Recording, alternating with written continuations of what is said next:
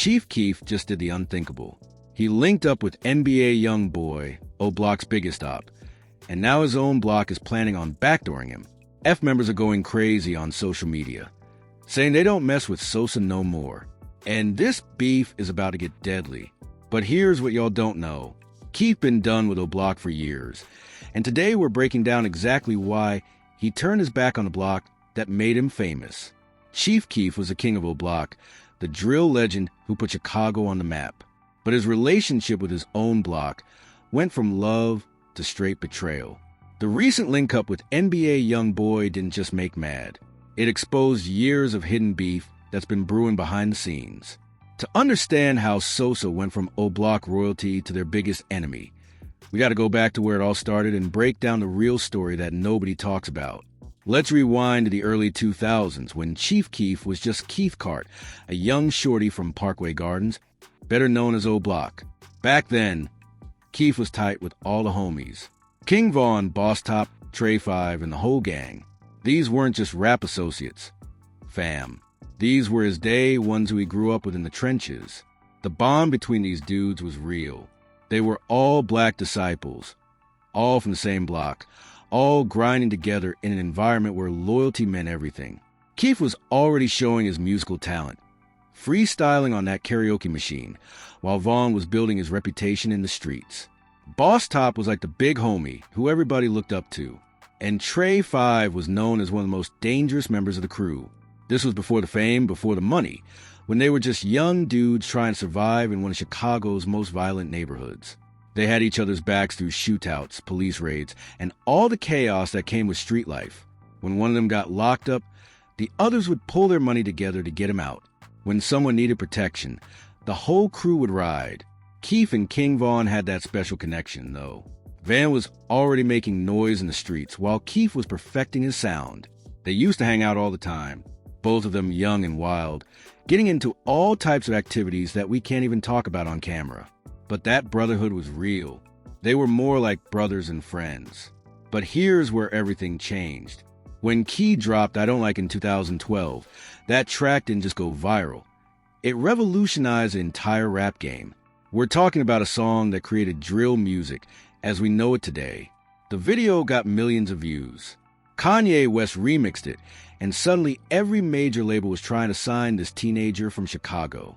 When that Intercope deal hit for reportedly $6 million, Key went from being broke in the projects to having more money than most people see in a lifetime. But here's the thing that started the problems. Success changed how Sosa moved. The first thing he did was get the hell out of Chicago and head straight to LA. Now, you gotta understand the mentality in O-Block.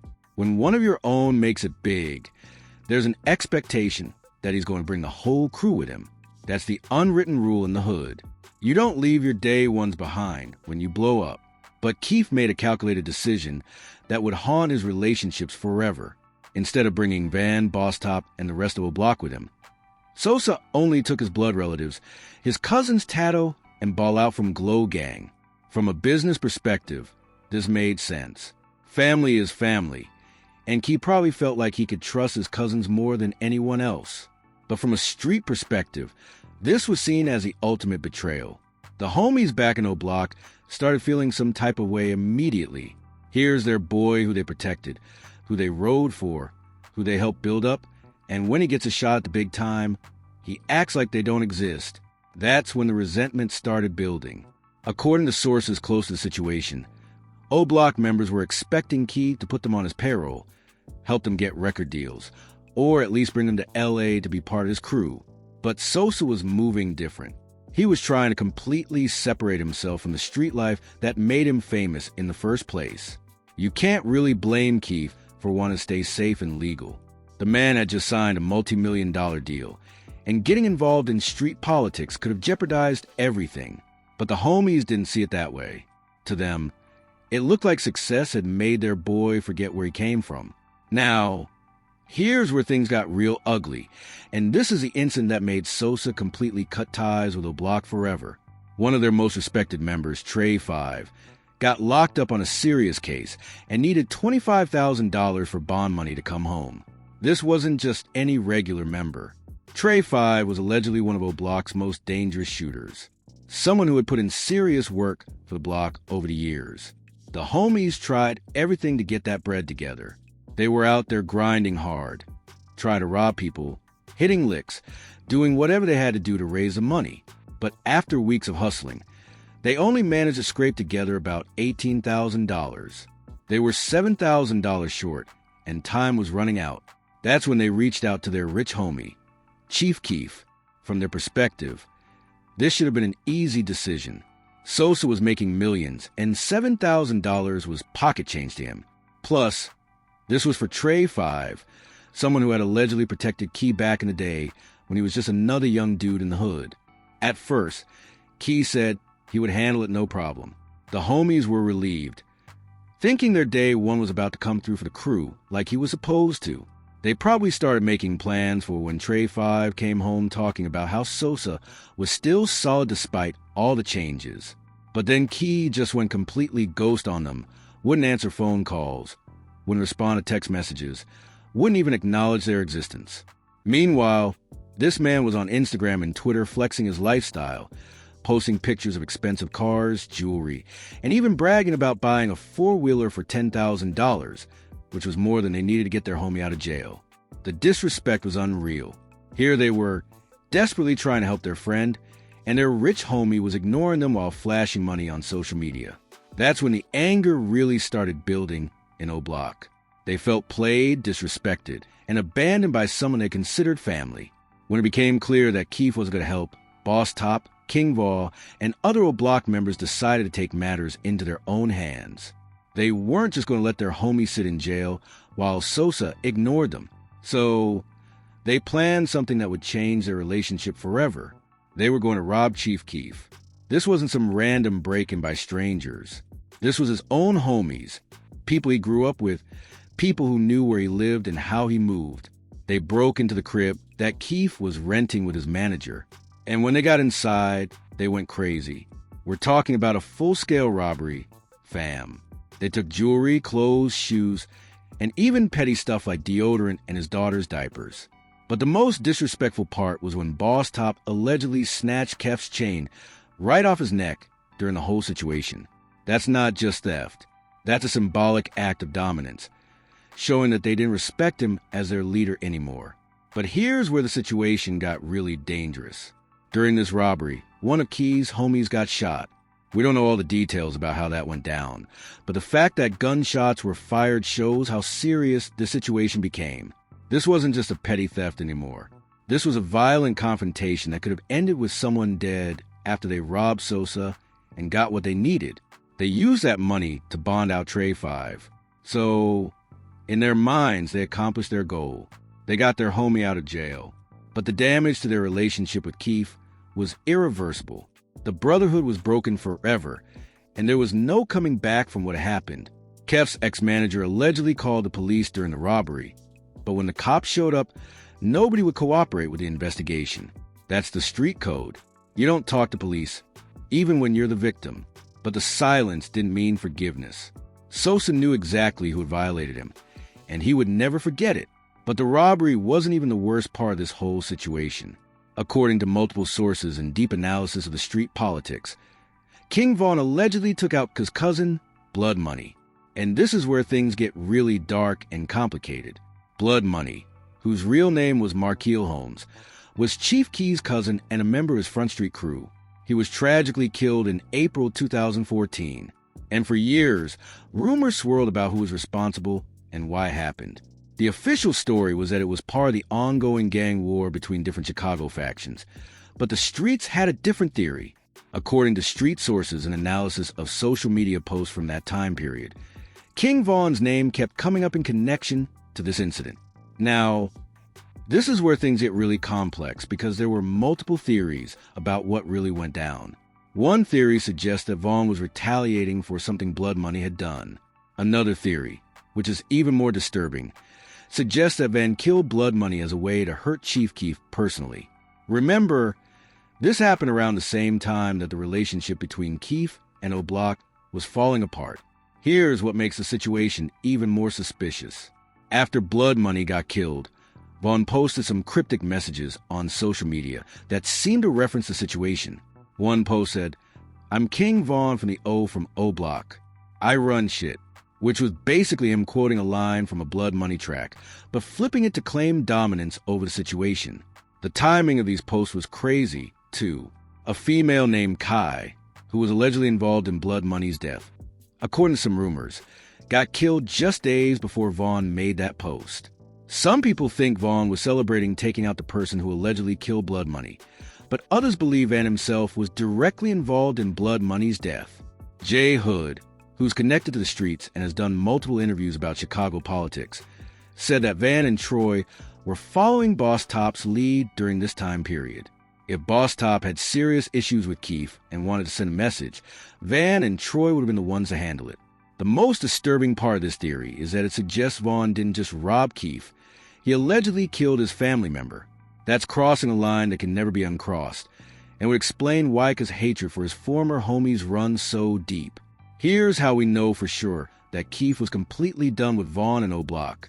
When King Vaughn got killed in Atlanta in November 2020, ChiefKeef never posted a single RIP message.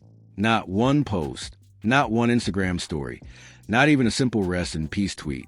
This is the same dude he grew up with, the same shorty he used to hang with every day. And Sosa acted like Van never existed. That silence spoke volumes. No cap, in hip-hop culture, especially in Chicago, when someone from your circle dies, you show love publicly. It's almost mandatory. You post pictures, share memories, talk about the good times. The fact that Keef didn't acknowledge Van's death at all confirmed what the streets already knew. Their relationship was dead long before Van got killed. Even more telling, Van had mentioned in interviews that he and Key had recorded music together back in the day, but Key never released any of those tracks. That's how deep the beef went. Sosa would rather let potentially good music sit in the vault forever than give on any shine or make any money off their past relationship. When other Chicago rappers like Lil Durk, Polo G, and even rivals were posting tributes to Vaughn, because silence was deafening. It was like he was saying, "I don't care that this person is dead," without actually saying it. That's cold, but it shows how hurt and angry Key still was about everything that had happened between them. Fast forward to 2024, and ChiefKeef just did something that sent shockwaves through the entire Chicago drill scene. He linked up with NBAYoungBoy in the studio and recorded music together. Now, for those who don't understand the politics, this wasn't just Keef making music with any random artist.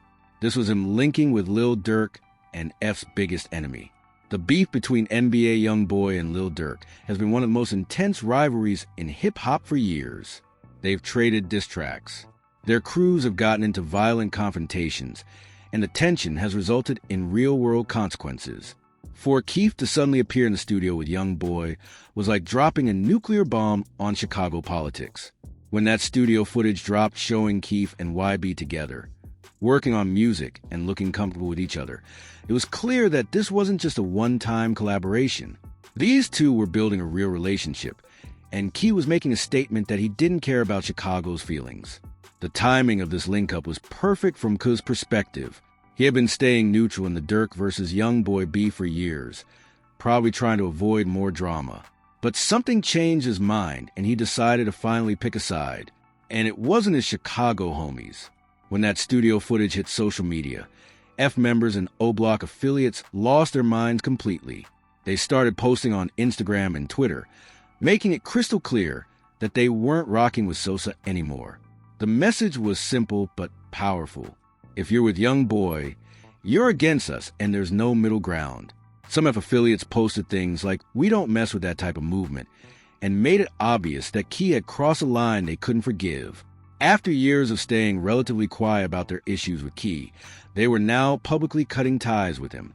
The response wasn't just from random affiliates either. People who were close to the situation, people who knew the real history between Keef and O Block, were speaking out. They were basically saying that this YoungBoy collaboration was a final straw, the thing that made it impossible to ever reconcile. What made their response even more intense was the fact that they weren't just mad about the music. They were mad about what it represented.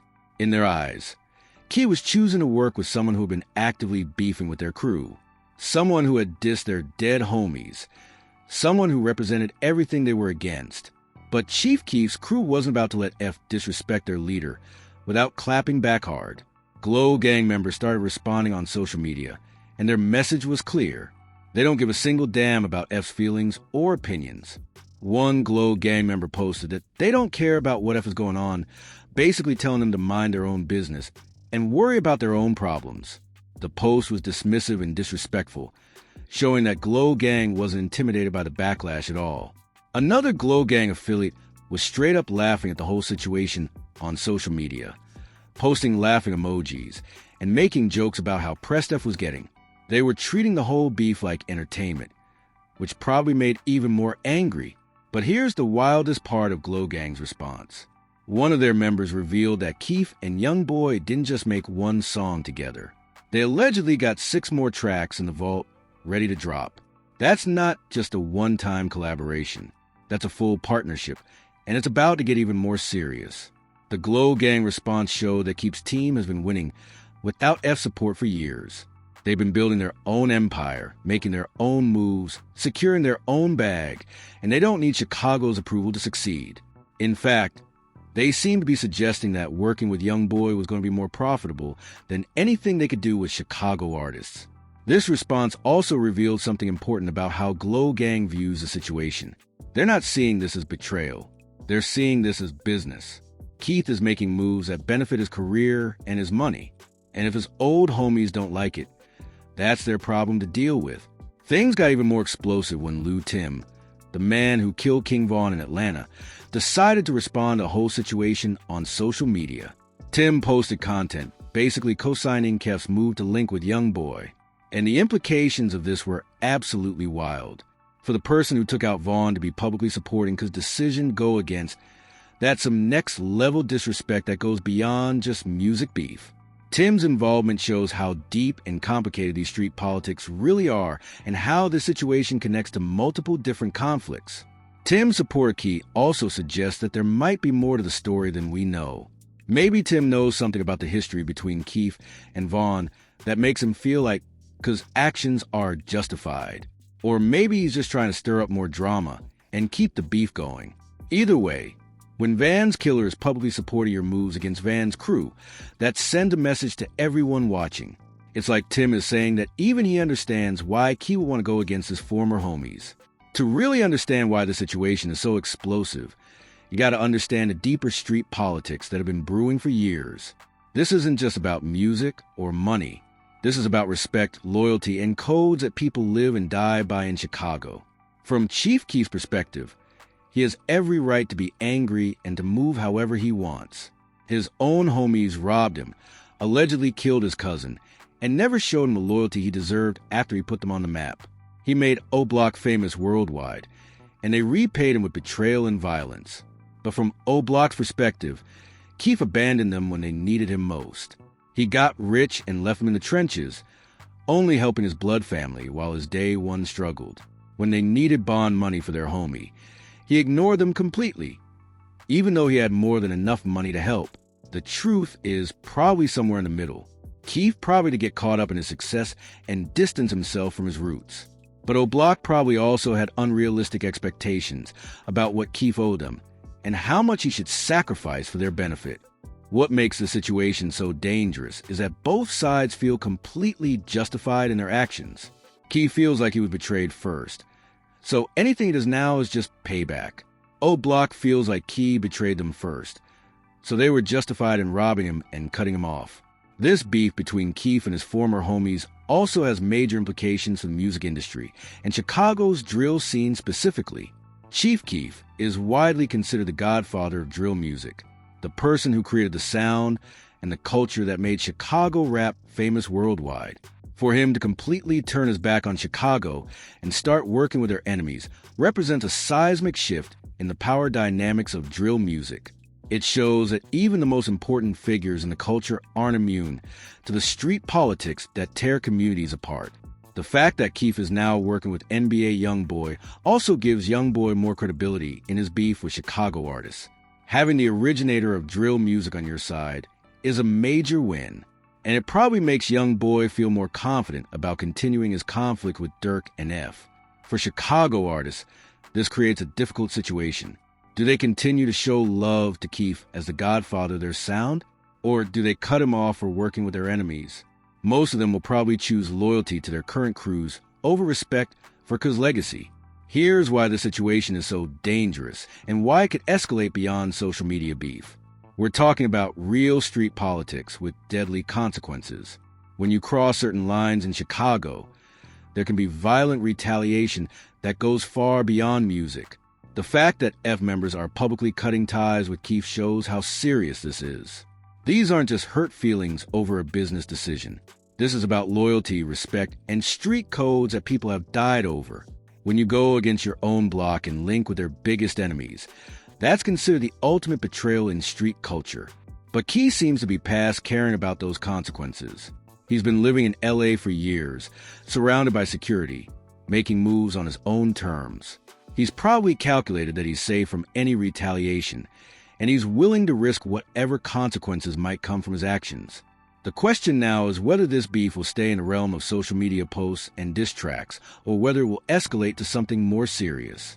Given the history of violence in Chicago drill culture, and given how personal this beef has become, there's always a risk that things could get deadly. What makes this even more concerning is that this beef involves multiple different conflicts that are all connected. You've got the Keef versus O'Block situation, the Dirk versus YoungBoy beef, and the ongoing violence between different Chicago factions.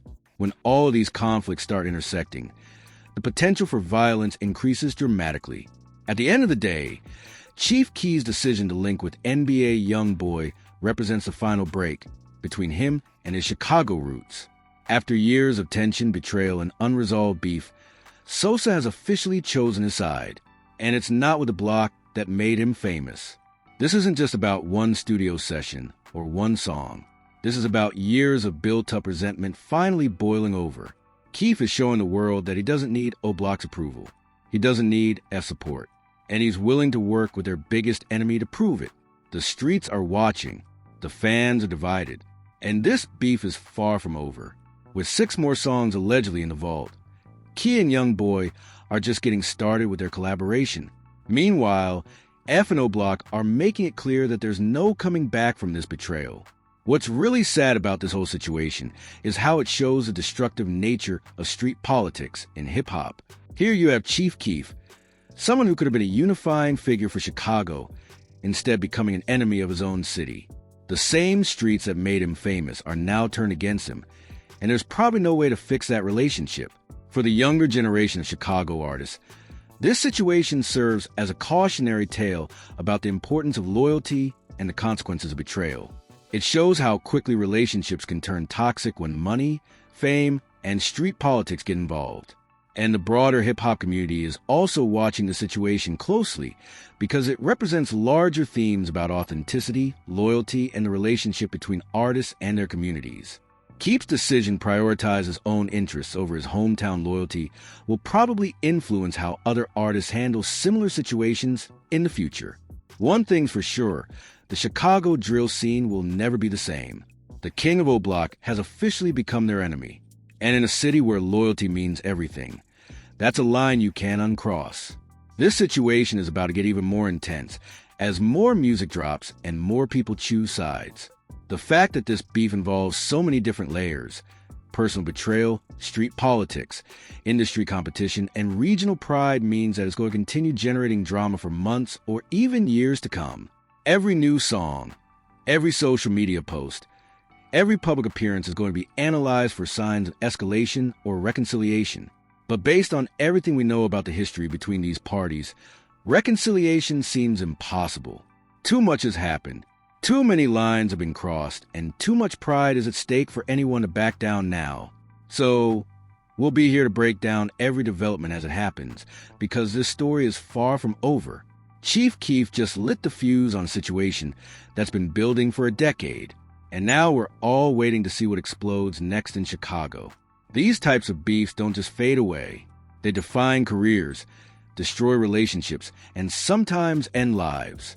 The only question now is how far this will go and whether anyone will be able to stop it before it reaches a point of no return. But knowing the history of Chicago drill culture and knowing how personal this beef has become, we're probably just seeing the beginning of a war that could last for years. Stay tuned because this situation is about to get even more explosive, and we'll be here to break down every twist and turn as it happens.